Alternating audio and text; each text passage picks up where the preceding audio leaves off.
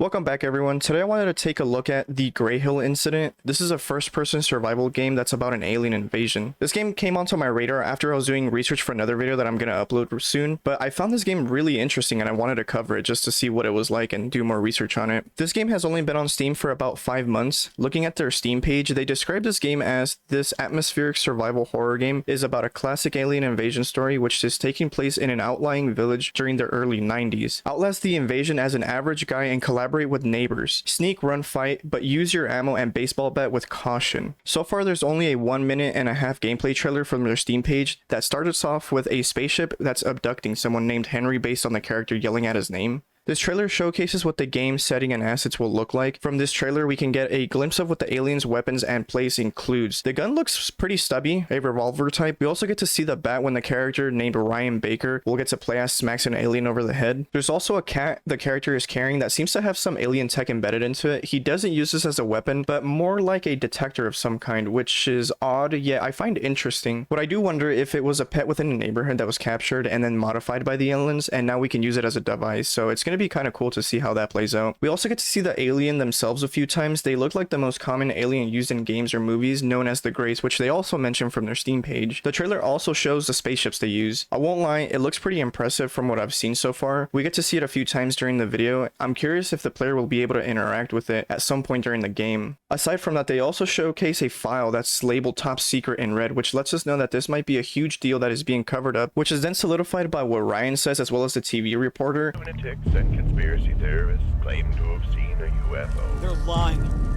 The government is lying and they're trying to hide it from us.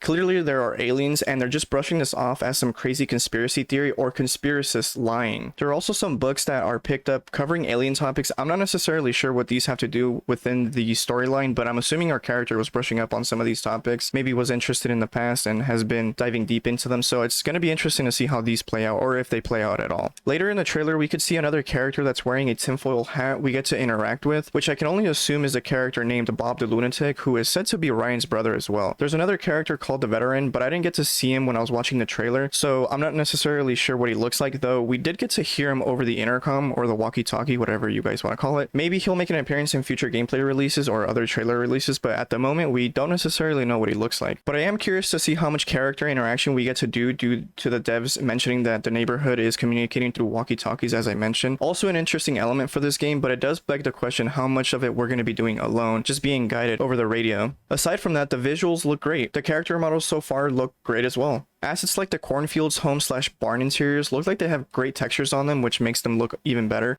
The lighting and atmosphere are perfect for this game. I think seeing the trailer on how the game is currently composed, it certainly creates a terrifying alien invasion setting that you would like to see. I like how dark it is, where the moon, porch, and any other source of light cast shadows, only letting you see enough. Overall, I'm glad I found this game. I think currently we have been getting many games coming out that cover zombies, space, first-person shooters, so it's nice to see something a little different. There isn't too much info on this game out right now, so it's kind of limited to what I can cover, but for the moment, this is what we have, and it looks pretty interesting if I'm not gonna lie. I find Greyhill Incident to be refreshing. According to the dev, it is set to release spring 2023, so I'll keep up with the progress and see how it develops from now till then. Let me know what you guys think about this game, what were your first impressions, and if you enjoyed this video, check out my other content, and I'll see you guys in the next one. Bye.